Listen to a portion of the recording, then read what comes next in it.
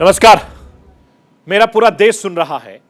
राष्ट्र की आवाज 130 करोड़ लोगों की एक ही आवाज आपके साथ। मैं हूं सरफराज। मैं आपको बताना चाहता हूं, राजस्थान में भारतीय जनता पार्टी की बैठक जोधपुर में होने वाली है। अगले महीने 8 से 10 सितंबर तक भारतीय जनता पार्टी के दिग्गज 3 दिन जोधपुर में जमा होंगे। बीजेपी ओबीसी मोर्चा की बैठक में देश के गृह मंत्री अमित शाह कार्यकर्ताओं को जीत का मंत्र देने वाले हैं। ओबीसी रणनीति की चुनावी विसात पर काम करने वाले हैं।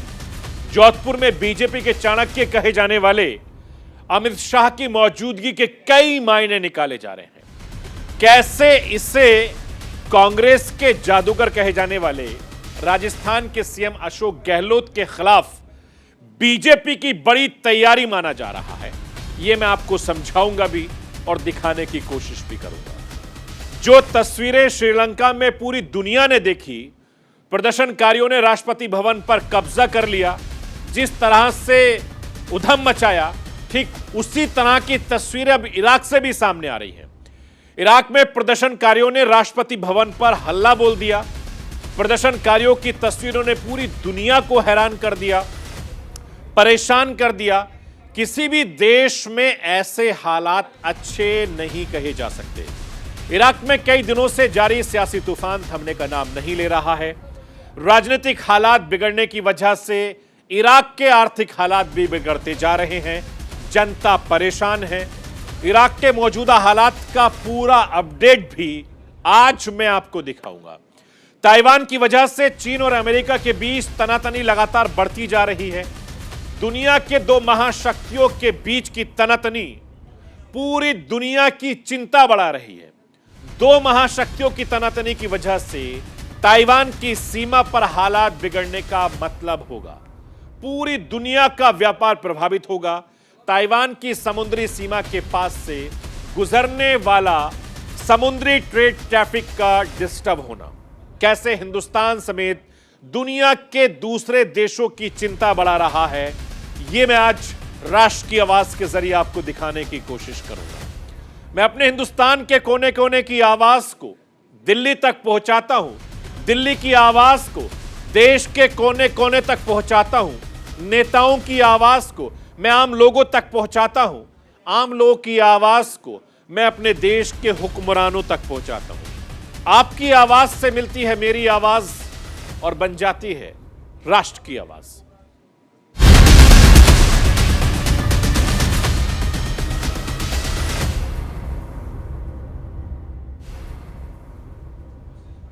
आज एक खबर ने पूरे देश का ध्यान अपनी ओर खींचा। भारतीय जनता पार्टी अगले महीने अपने ओबीसी मोर्चे की राष्ट्रीय कार्य समिति की बैठक राजस्थान के जोधपुर में करने जा रही है। 8 से 10 दिसंबर यानी 3 दिनों तक जोधपुर में देश भर से भारतीय जनता पार्टी के दिग्गज ओबीसी नेता जोधपुर में जुटेंगे, जोधपुर पहुंचेंगे। और सबसे बड़ी बात यह है कि इस बैठक के आखिरी दिन यानी 10 सितंबर को केंद्रीय गृह मंत्री अमित शाह भी इस बैठक में भाग लेंगे। खबर यह आ रही है कि राजनीतिक गलियारों में बहस तेज भी हो रही है। कई सवालों पर मंथन का दौर शुरू हो गया है। सबसे पहला सवाल यही है कि जोधपुर में ही बीजेपी ने अपने ओबीसी मोर्चे की राष्ट्रीय कार्यकारिणी की बैठक के लिए राजस्थान के जोधपुर को ही क्यों चुना? क्या बीजेपी ने साल 2023 की तैयारी शुरू कर दी है? क्या इस बार बीजेपी की चुनावी रणनीति के केंद्र में सूबे का ओबीसी वोटर है? क्या कांग्रेस के जादूगर को टक्कर देने के लिए भारतीय जनता पार्टी ने, चाणक्य ने मोर्चा संभाल लिया है? तो क्या इसे साल 2024 के चुनावी विसात का बड़ा दांव मानकर देखा जाए? अब जब कांग्रेस के जादूगर यानी राजस्थान के मुख्यमंत्री अशोक गहलोत के खिलाफ बीजेपी के चाणक्य कहे जाने वाले अमित शाह ने मोर्चा संभाल लिया, तो साल 2024 का चुनाव विश्लेषण पहले कर लेते हैं। कहना गलत नहीं होगा कि राजस्थान के जोधपुर में बीजेपी बड़ी शुरुआत करने जा रही है और बीजेपी ने पिछले 1 दशक में देश भर में ओबीसी वोटरों का जो विश्वास जीता है, उसे और ज्यादा विस्तार देने में जुट गई है। भारतीय जनता पार्टी ने सालों तक अपर कास्ट वोटरों के सहारे अपना सियासी सफर तय किया, लेकिन अब देश के प्रधानमंत्री नरेंद्र मोदी बीजेपी के सबसे मजबूत ब्रांड बनकर उभरे हैं। तब से भारतीय जनता पार्टी का ओबीसी वोट बैंक जबरदस्त तरीके से बढ़ता गया है। राजनीतिक स्तर पर जाति आधारित सर्वे के आंकड़ों की ओर यही इशारे कर रहे हैं कि साल 2009 के लोकसभा चुनाव में 22% ओबीसी वोटर्स ने बीजेपी को वोट किया था, जबकि 42% ओबीसी वोटर ने क्षेत्रीय पार्टियों को वोट किया। साल 2014 में 34% ओबीसी वोटर का बीजेपी को मिले, वहीं 43% ओबीसी वोटर क्षेत्रीय पार्टियों के साथ नजर आए। और इसमें सबसे बड़ा बदलाव साल 2019 में देखने को मिला। साल 2019 के लोकसभा चुनाव में तकरीबन 44% ओबीसी वोटर्स ने बीजेपी को वोट किया, जबकि क्षेत्रीय पार्टियों को सिर्फ 27% ओबीसी वोटर्स ने वोट किया था। ये हालात हैं हमारे देश के, जिस तरीके से भारतीय जनता पार्टी लगातार आगे बढ़ रही है। सर्वे के आंकड़े बीजेपी का हौसला बढ़ाने वाले हैं और ये हौसला इसी तरीके से आधार बनाकर बीजेपी ने आगे की रणनीति पर भी काम शुरू कर दिया है। जोधपुर में ओबीसी मोर्चा के राष्ट्रीय कार्य समिति की बैठक के साथ भारतीय जनता पार्टी ने इसे 2024 के चुनावी रण का आगाज कर दिया। मैं आपको समझाने की कोशिश करता हूं कि जोधपुर ही क्यों, जोधपुर से ही ओबीसी वोटर्स के लिए जोर आजमाइश की शुरुआत क्यों हो रही है। जरा सियासत को समझिए। राजस्थान का जोधपुर और राजस्थान के मुख्यमंत्री अशोक गहलोत का गृह जिला भी है। यहां ओबीसी वोटर निर्णायक माने जाते हैं। सीएम गहलोत भी ओबीसी कैटेगरी से आते हैं। ऐसे में जोधपुर से दिया गया संदेश बड़ा संदेश होगा सूबे में। जोधपुर के ओबीसी वोटर्स का दिल जीतने का पूरे आसार राजस्थान ही नहीं बल्कि पूरे देश में देखने को मिलेगा। पिछले चुनाव में ओबीसी वोटर्स ने बड़ा खेल कर दिया था। राजस्थान में कुल 200 विधानसभा सीटें हैं, जिनमें से 50 से ज्यादा सीटों पर ओबीसी विधायक चुनकर आते हैं। सिर्फ जोधपुर संभाग में 15 ओबीसी विधायक हैं, जिनमें से 11 कांग्रेस के हैं और 4 भारतीय जनता पार्टी के हैं, जबकि ओवरऑल पूरे जोधपुर संभाग को देखने को पता चलता है कि भारतीय जनता पार्टी का दबदबा अच्छा खासा है। जोधपुर संभाग में कुल 33 विधानसभा सीटें आती हैं। साल 2018 के चुनाव में कांग्रेस के खाते में 16 सीटें गई थी। भारतीय जनता पार्टी 14 सीटें अपने खेमे में करने में कामयाब रही। निर्दलीय विधायकों ने 2 सीटों पर कब्जा किया और 1 सीट पर आरएलटीपी के पास गई। जोधपुर संभाग में कुल 14 ओबीसी विधायक हैं। मैं आपको यह बताना चाहता हूं कि किसने कहां से बाजी मारी, वो भी स्क्रीन पर देख लीजिए। कांग्रेस के कुल 11 ओबीसी विधायक हैं, जिनमें जोधपुर के 5 विधायक आते हैं, बाड़मेर से 4 विधायक आते हैं, जैसलमेर से भी 1, जालोर से 1 विधायक है। वहीं भारतीय जनता पार्टी की बात करें तो बीजेपी के 4 ओबीसी विधायक उसमें शामिल हैं, जिनमें जोधपुर से सिर्फ 1 विधायक है और जालोर से भी 1 विधायक है। पाली से 2 विधायक सामने आते हैं। यह आंकड़ा है ओबीसी विधायकों का। आंकड़े यह भी बताते हैं कि जोधपुर में जीत का मैसेज बड़ा साफ है। जोधपुर में बीजेपी को संभावना ज्यादा दिख रही है। बीजेपी को लगता है कि जरा सी जोर आजमाइश 2023 के विधानसभा चुनाव में बड़ा खेल कर सकती है, जिसे लेकर भारतीय जनता पार्टी आगे 2024 के लोकसभा चुनाव तक जा सकती है। इसके पीछे के 2 बड़ी वजह यह भी हैं, उसको समझना बेहद जरूरी है। पहली वजह, राजस्थान में सरकार रिपीट होने की परंपरा नहीं है और दूसरी वजह, छात्र संघ चुनाव के कांग्रेस का बहुत बुरा हाल हुआ है। ये 2 ऐसी वजहें हैं जिसकी वजह से राजस्थान की सियासी परंपरा को मैं आपको समझाने की कोशिश करता हूं, जो आपकी स्क्रीन पर भी नजर आ रहा है। पहले राजस्थान की सियासी परंपरा को समझते हैं। राजस्थान की जनता का मूड हर बार सत्ता बदलने का रहा है। राजस्थान की जनता बीजेपी और कांग्रेस को बारी बारी से सत्ता में बैठाती रही है।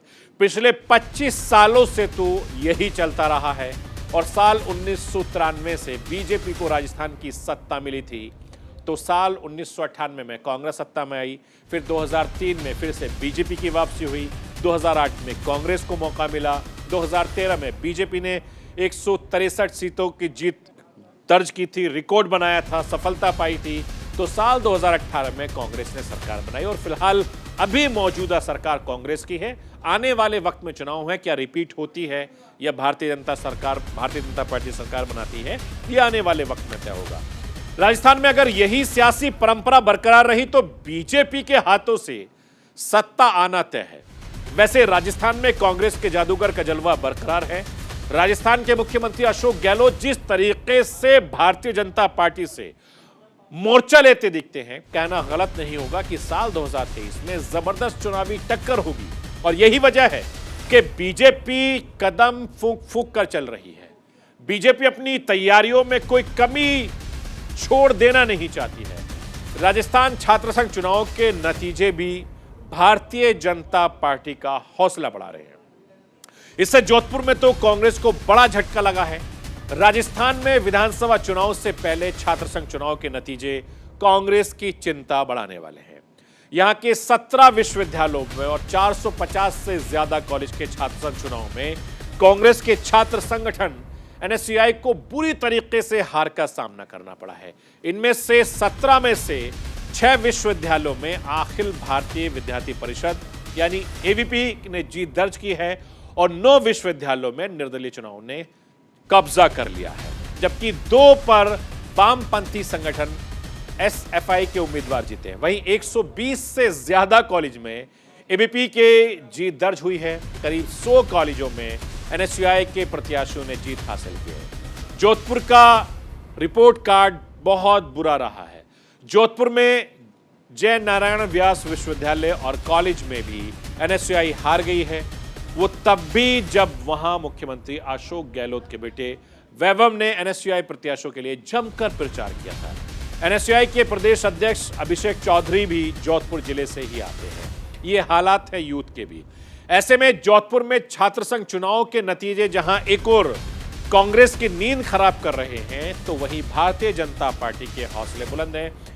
बीजेपी ने बड़ा बिना देर किए मोर्चा संभाल लिया। ओबीसी मोर्चा के राष्ट्रीय कार्यकारिणी की बैठक के लिए जोधपुर को चुना जाना है और इसी की ओर यह इशारा भी कर रहा है कि एक बड़ी रणनीति इन्होंने यहां पर बनाई है। चलिए अगली खबर की मैं बात करता हूं। देश के अमीरों की मैं बात करना चाहता हूं। ऊपर कीजिए, स्क्रीन पर लाइए। एक तरफ गौतम अडानी दुनिया में हिंदुस्तान का मान सम्मान बढ़ा रहे हैं, तो दूसरी तरफ मुकेश अंबानी अपने बिजनेस में बंटवारे में बेटों के साथ बेटियों को भी बराबर का हिस्सा देकर देश का एक बड़ा सामाजिक संदेश देते दिखाई दे रहे हैं। मैं आपको ग्राफिक्स के जरिए समझाने की कोशिश करता हूं। गौतम अडानी के अचीवमेंट के बारे में मैं सबसे पहले आपको बताऊंगा। गौतम अडानी दुनिया के सबसे अमीर लोगों की लिस्ट में तीसरे नंबर पर आ गए हैं। पहले नंबर पर टेस्ला के सीईओ एलन मस्क का नाम है। दूसरे नंबर पर अमेज़न कंपनी की शुरुआत करने वाले जेफ बेजोस का नाम है। उसके बाद ब्लूमबर्ग की अमीरों की लिस्ट में तीसरी पोजीशन हासिल करके गौतम अडानी ने हिंदुस्तान की नहीं पूरे एशिया का मान बढ़ाया है और पहली बार देश ही नहीं एशिया का कोई शख्स ब्लूमबर्ग इंडेक्स की टॉप 3 में शामिल हुआ है। मैं आपको इनकी संपत्ति के हिसाब के बारे में भी आपको समझाने की कोशिश करता हूं। दुनिया के अमीरों की लिस्ट में पहला स्थान हासिल करने वाले एलन मस्क की संपत्ति 20 लाख करोड़ रुपए है, जबकि दूसरे नंबर पर आए जेफ बेजोस की कुल संपत्ति 12.2 लाख करोड़ रुपए है, जबकि गौतम अडानी 11 लाख करोड़ की संपत्ति के साथ तीसरे पायदान पर है और इस लिस्ट में 5वें पायदान पर हैं बिल गेट्स, जिनकी नेटवर्थ 9.34 लाख करोड़ रुपए है। वॉरेन बफेट का नंबर 6 पर है, जिनकी नेटवर्थ 7.98 लाख करोड़ है। स्टीव वॉलमर 7.47 लाख करोड़ रुपए की कुल संपत्ति के साथ 9वें पायदान पर बने हुए हैं और दुनिया के बड़े अमीरों की इस लिस्ट में मुकेश अंबानी अब 11वें नंबर पर हैं। उनकी नेटवर्थ 7.34 लाख करोड़ रुपए इस समय पहुंच गई है। तो ये दुनिया के सबसे पैसे वाले ताकतवर लोग हैं। गौतम अडानी अमीरों की टॉप लिस्ट में शामिल होने वाले इकलौते भारतीय हैं उन्होंने फ्रांस के बर्नार्ड अर्नोल्ट को पीछे छोड़कर यह मुकाम हासिल किया है। पिछले महीने अडानी दुनिया के चौथे सबसे अमीर कारोबारी बने थे, तब उन्होंने बिल गेट्स को पीछे छोड़ा था और दुनिया के अमीरों की लिस्ट में गौतम अडानी तेजी से ऊपर बढ़ते जा रहे हैं। पहली बार फरवरी में उन्होंने मुकेश अंबानी को सबसे अमीर एशिया के रूप में पछाड़ा था। अब उनका नाम दुनिया के अमीरों की लिस्ट में तीसरे नंबर पर पहुंच गया है। गौतम अडानी ने इस साल यानी 2022 में अपनी नेटवर्थ $7.9 बिलियन जोड़े हैं। यह किसी भी बिजनेसमैन से 5 गुना ज्यादा है। अडानी 4 अप्रैल को सेंटी बिलियनेयर्स क्लब में शामिल हुए थे। $100 बिलियन की ज्यादा नेटवर्थ वाले व्यक्तियों की लिस्ट में कहा जाता है और एक साल पहले अप्रैल 2021 में अडानी की नेटवर्थ $57 अरब थी। फाइनेंशियल ईयर 2021-22 में अडानी की नेटवर्थ दुनिया में सबसे तेजी से बढ़ी है। अडानी ग्रुप की 7 पब्लिकली लिमिटेड कंपनीज हैं। नंबर 1, गौतम अडानी की सारी कंपनियां अच्छा परफॉर्म भी कर रही हैं, जो उनकी कंपनियां हम लगातार आपको पहले भी दिखाते रहे हैं। आइए अब आप बात करते हैं दूसरे सबसे अमीर शख्स मुकेश अंबानी की। आज मुकेश अंबानी के एक फैसले की सराहना हर कोई कर रहा है। रिलायंस इंडस्ट्री के चेयरमैन मुकेश अंबानी ने अपने बिजनेस एम्पायर को अपने 2 बेटों के साथ अपनी इकलौती बेटी के बीच भी बांटा है। अपनी बेटी ईशा को बिजनेस का बड़ा हिस्सा भी दिया है। 2 दशक तक कंपनी की जिम्मेदारी संभालने के बाद मुकेश अंबानी ने नई पीढ़ी को लीडरशिप की कमान सौंप दी है। स्क्रीन पर उनके तीनों बच्चे नजर आ रहे हैं। बड़े बेटे आकाश अंबानी को रिलायंस जियो की जिम्मेदारी दी गई है। बेटी ईशा को रिलायंस रिटेल का कारोबार सौंपा है, जबकि छोटे बेटे अनंत अंबानी को रिलायंस के न्यू एनर्जी कारोबार की कमान दी है। उनके तीनों बच्चों को भी ये कारोबार सौंप दिया है। आपने देखा किस तरीके से देश के बड़े लोग एक के बाद एक अपनी सियासत को आगे बढ़ा रहे हैं और कारोबार को भी आगे बढ़ा रहे हैं। झारखंड की सियासत में अब रिजॉर्ट पॉलिटिक्स शुरू हो गई है। रांची से विधायक रायपुर पहुंच गए हैं और इसी वजह से झारखंड में ऑपरेशन लोटस की सुगबुगाहट भी तेज हो गई है। झारखंड में जो कुछ चल रहा है महाराष्ट्र की सियासत की याद दिला रहा है। क्या झारखंड की सियासत में यूटर्न का खेल सामने आएगा? ये देश, पूरी दुनिया इसको जानती है और ये सवाल कर रही है, जिसका जवाब है किसी के पास नहीं, लेकिन झारखंड की रिसोर्ट पॉलिटिक्स इशारे बहुत कुछ बयां कर रही है। रिसोर्ट पॉलिटिक्स आपने पहले भी देखी, महाराष्ट्र की देखी, अलग अलग स्टेटों की देखी, लेकिन अब यहां बहुत कुछ बयां कर रही है। सीएम की कुर्सी पर आफत, रांची से रायपुर पहुंचे विधायक, रिसोर्ट पॉलिटिक्स का खेल, कौन होगा पास कौन फेल। झारखंड के सियासी खेल में रोमांच दिन पर दिन बढ़ता ही जा रहा है। एक तरफ राजभवन से सीएम पर आने वाले फैसले का इंतजार हो रहा है, तो वहीं दूसरी तरफ सत्ता पक्ष के विधायकों में खलबली मच गई है। कुछ दिन पहले सत्ता पक्ष के विधायक लतरातू डैम घूमने गए थे, तो अब बारी रायपुर की आ गई और सत्ता पक्ष के 32 विधायक छत्तीसगढ़ पहुंच गए। विधायकों की शिफ्टिंग के पीछे की वजह क्या है, इस पर कयासों का बाजार गर्म है। दरअसल राजभवन से फैसले में हो रही देरी झारखंड सरकार के लिए बड़ा खतरा बन रही है। सूत्रों की माने तो सत्ता पक्ष को इस बात का शक है कि वोटिंग टाइम का फायदा उठाकर बीजेपी सरकार को अस्थिर कर सकती है और इसी वजह से विधायकों को अपने पाले में बनाए रखने के लिए सियासी कसरत तेज हो गई है।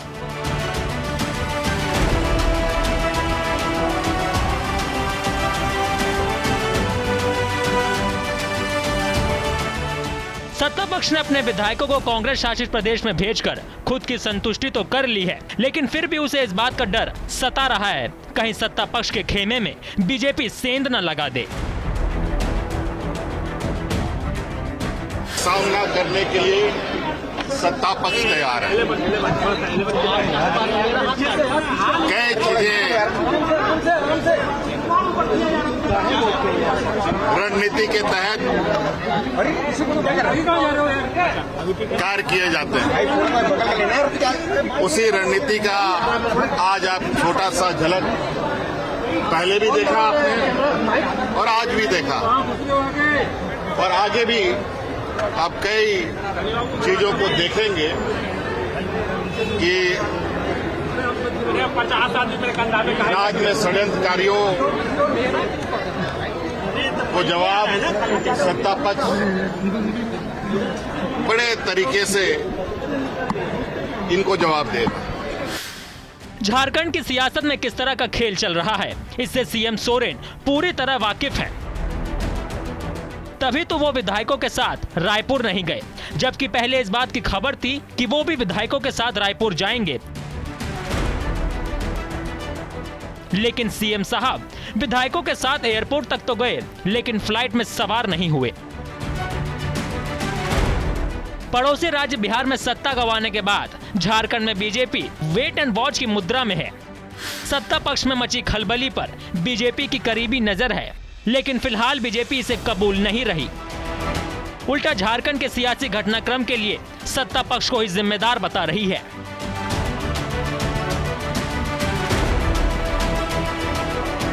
झारखंड नहीं, पूरा देश मरमाहत हुआ है। और ये राजनीतिक जो नेतृत्व है यहाँ का सत्ताधारी दल का, उसकी संवेदनहीनता इस पूरे प्रकरण में दिखी है। उस बच्ची के साथ अगर घटना के बाद तुरंत इलाज की उचित व्यवस्था होती तो वो हमारे बीच रहती, लेकिन जिस प्रकार से वहां के जो पुलिस प्रशासन का एक टीएसपी नूर मुस्तफा का रोल रहा, वहां के जिला पुलिस का रोल रहा, उसके कारण आज वो हमारे बीच नहीं है और ये घटना घटी है। क्या झारखंड में ऑपरेशन लोटस चल रहा है? इसका जवाब फिलहाल किसी के पास नहीं, लेकिन सत्ता पक्ष में मची खलबली बहुत कुछ जाहिर कर रही है। Bureau report, news India.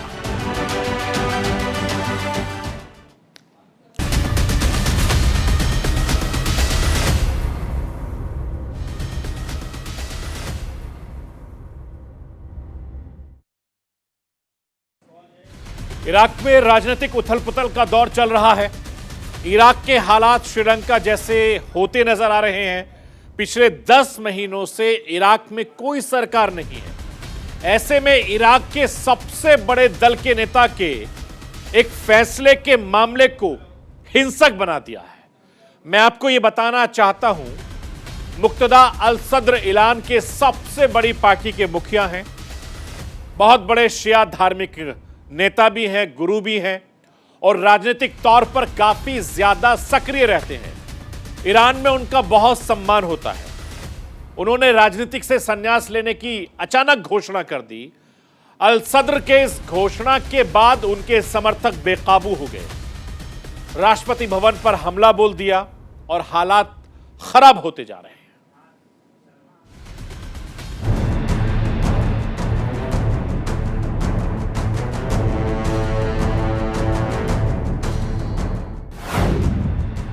Iraq में श्रीलंका वाले हालात। राष्ट्रपति भवन के अंदर घुसी भीड़, प्रेसिडेंट हाउस में भीड़ने की स्विमिंग। 1 महीने पहले संसद में घुस गई थी भीड़।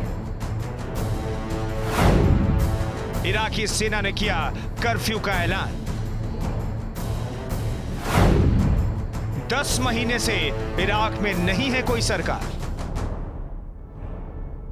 इराक में राजनीतिक शून्यता का माहौल है। न सरकार है, न प्रधानमंत्री और न ही कोई मंत्रिमंडल। इस वजह से इराक में अराजकता की स्थिति देखने को मिल रही है। सोमवार को इराक के सबसे पावरफुल व्यक्ति शिया मुस्लिम धर्मगुरु मुक्तदा अल सदर ने राजनीति छोड़ने का ऐलान कर दिया, जिसके बाद हालात और बिगड़ गए।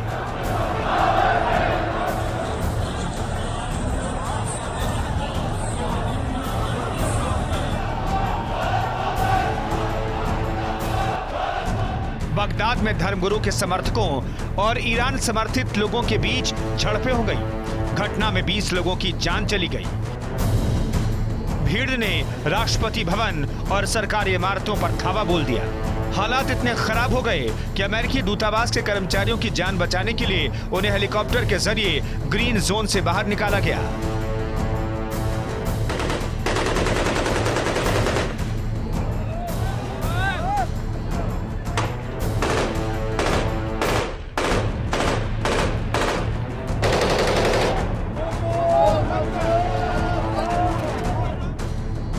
प्रदर्शनकारियों पर काबू पाने के लिए सुरक्षा बलों ने आंसू गैस के गोले दागे। इसी बीच भीड़ ने प्रेसिडेंट्स पूल में स्विमिंग भी किया।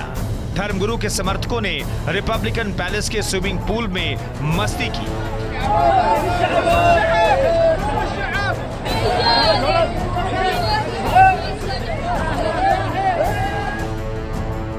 उधर सेना ने हालात से निपटने के लिए कर्फ्यू का ऐलान कर दिया है।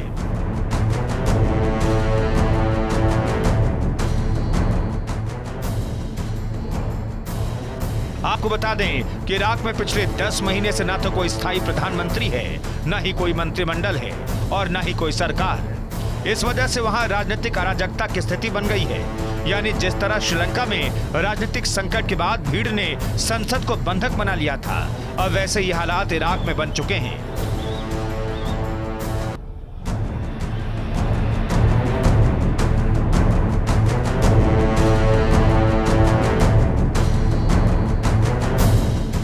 सोमवार को समय स्थिति और विकराल हो गई जब मौलवी मुक्तदा अल सदर के राजनीतिक छोड़ने के फैसले से उनके समर्थकों में नाराजगी बढ़ गई और वो सड़कों पर उतर गए।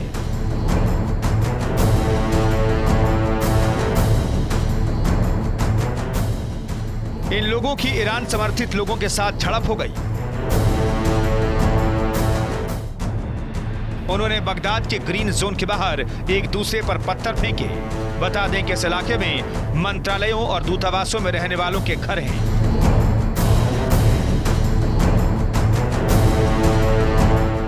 भीड़ को काबू में करने के लिए इराकी फौज ने आंसू गैस के गोले दागे और हवाई फायरिंग भी की। फायरिंग किए जाने से दहशत फैल गई। मौलवी मुक्तदा अल सदर के समर्थकों और उनके विरोधियों के बीच हुई झड़प में 20 लोगों की मौत हो गई और 19 लोग घायल हो गए।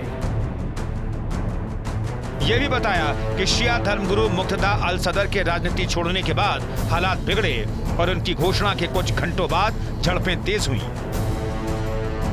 दरअसल ग्रीन जोन में स्थित संसद में शिया धर्मगुरु के समर्थक एक सप्ताह से धरना दे रहे थे। जैसे उन्हें अपने नेता के राजनीति छोड़ने के ऐलान के बारे में पता चला तो वो उग्र हो गए।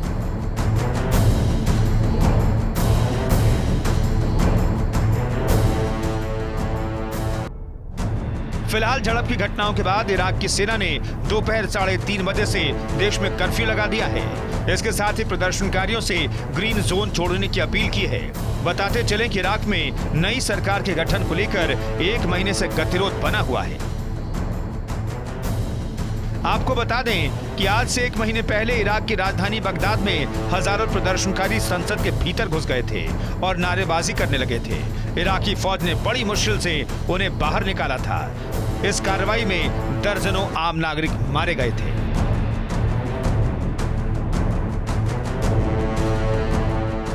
Bureau report, news India.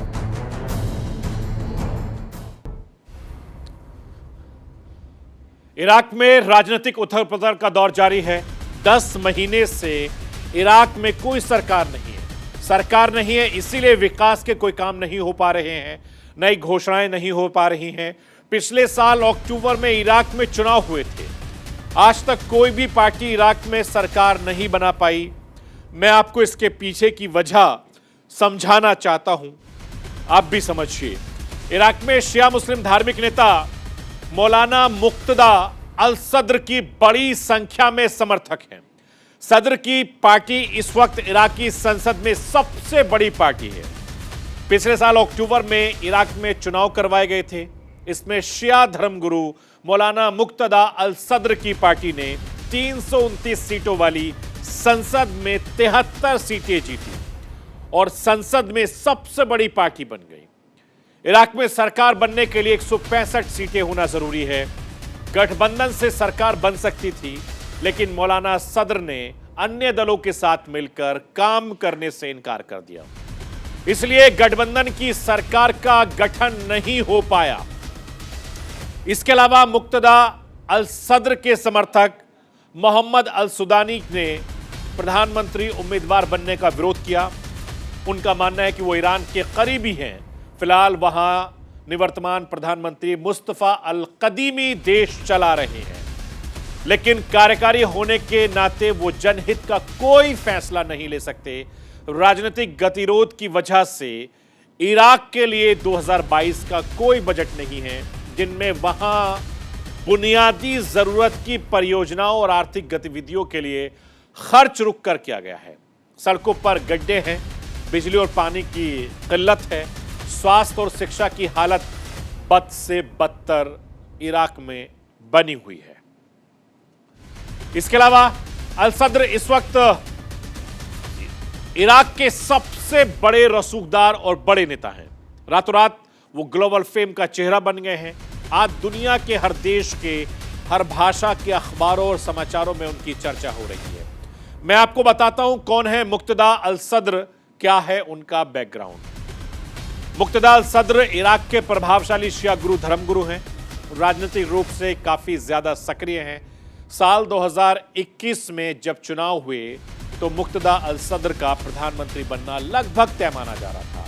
मुक्तदा Sunni विरोध के साथ ही ईरान विरोधी एजेंडे पर काम कर रहे हैं। अल सदर खुद शिया हैं, उनके समर्थक भी शिया समुदाय से ताल्लुक रखते हैं। हालांकि फिर भी ये लोग उन शिया पार्टियों का विरोध करते हैं जिनके ईरान से अच्छे संबंध हुआ करते थे। अल सदर चाहते हैं कि इराक की राजनीति में ईरान की दखलंदाजी कम हो। साल 2003 में सद्दाम हुसैन के पतन के बाद अल सदर चर्चा में आए थे और शिया सपोर्ट के साथ वो इराक का सबसे बड़ा चेहरा बन गया। उस दौरान इराक में जब अमेरिका ने हमला किया तो एक निजी सेना के प्रमुख के तौर पर उन्होंने अमेरिका को चुनौती दी थी। इसके बाद सदर ने इराक में खुद को भ्रष्टाचार विरोधी नेता के तौर पर स्थापित किया। मुक्तदा अल सदर के गठबंधन में उनकी खुद की पार्टी का इस्तिकामा समेत 6 अन्य धर्मनिरपेक्ष समूह शामिल है। इस गठबंधन में उनकी कम्युनिटी पार्टी भी शामिल है। यह इराक का इतिहास रहा है और इराक के हालात भी रहे हैं। लेकिन चीन ताइवान के बीच तनाव कम होने का नाम नहीं ले रहा है। तनातनी का माहौल बना हुआ है। इसी बीच अमेरिका के एक और कदम से चीन बौखला गया है। मैं आपको यह बताना चाहता हूं कि अमेरिका के 2 जंगी बेड़े ताइवान की खाड़ी में देखे गए। इस घटना से चीन बौखला गया है। अमेरिका अड़ियल रुख अख्तियार कर रहा है। अमेरिका अपने जहाजों के मूवमेंट को सामान्य बात बता रहा है, जबकि चीन का कहना है यह बात सामान्य नहीं है। अमेरिका की यह हरकत उकसाने वाली है, इलाके का माहौल बिगाड़ने वाला है।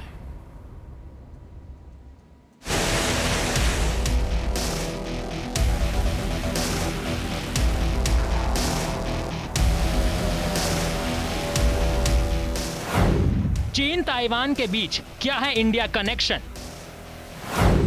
अमेरिका ने कैसे बढ़ा दिया दुनिया के दिल की धड़कन? ताइवान की खाड़ी में अमेरिकी जहाज भड़का चीन। जिसे अमेरिका ने कहा आम बात, उसे चीन ने माना खास बात। चीन और ताइवान के बीच तनाव का माहौल है। पूरी दुनिया इस बात से आशंकित है कि कहीं चीन और ताइवान के बीच रूस और यूक्रेन की तरह युद्ध शुरू ना हो जाए। पूरी दुनिया इस युद्ध को टालने की पुरजोर कोशिश कर रही है।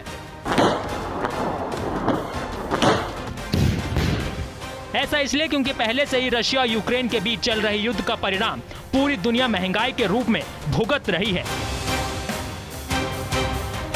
अगर चीन और ताइवान के बीच भी युद्ध शुरू हो गया तो पूरी दुनिया में कई तरह के संकट और पैदा हो जाएंगे। लेकिन इस बीच अमेरिका की एक हरकत से चीन भड़क गया है। दुनिया भर के देशों की परेशानी पर बल आ गया है। दरअसल अमेरिका के 2 जंगी जहाज ताइवान की खाड़ी के पास से गुजरे। अमेरिका की इस हरकत से चीन की नींद उड़ गई। अमेरिकी स्पीकर नैन्सी पेलोसी की ताइवान यात्रा के बाद पहली बार अमेरिकी जंगी पोत ताइवान के करीब गए हैं, जिसे चीन अपनी सीमा में मानता है। हालांकि अमेरिका का कहना है कि यह एक साधारण ऑपरेशन था और यह एक आम बात है।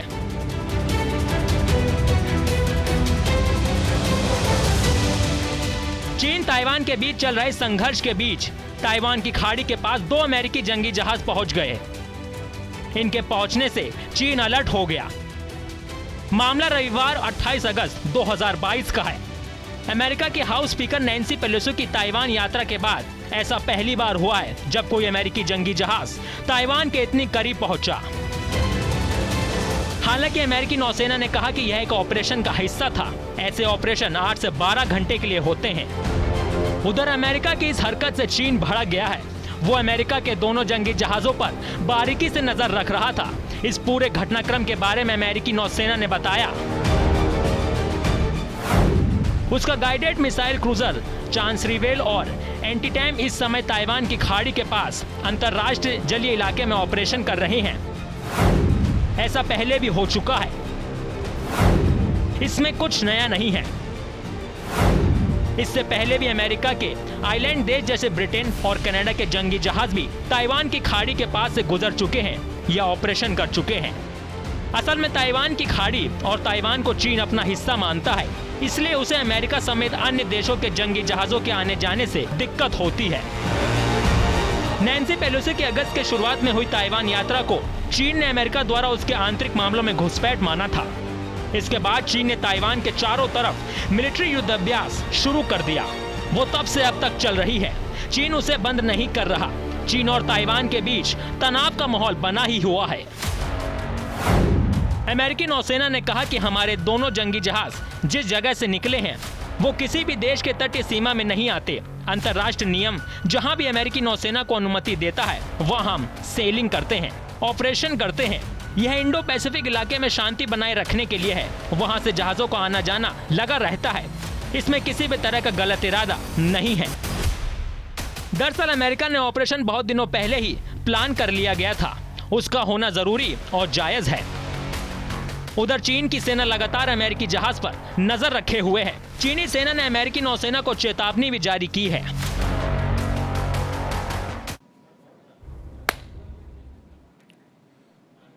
तो ये थी राष्ट्र की आवाज। बाकी खबरों के लिए आप बने रहिए न्यूज़ इंडिया के साथ। कल फिर होगी आपसे मुलाकात।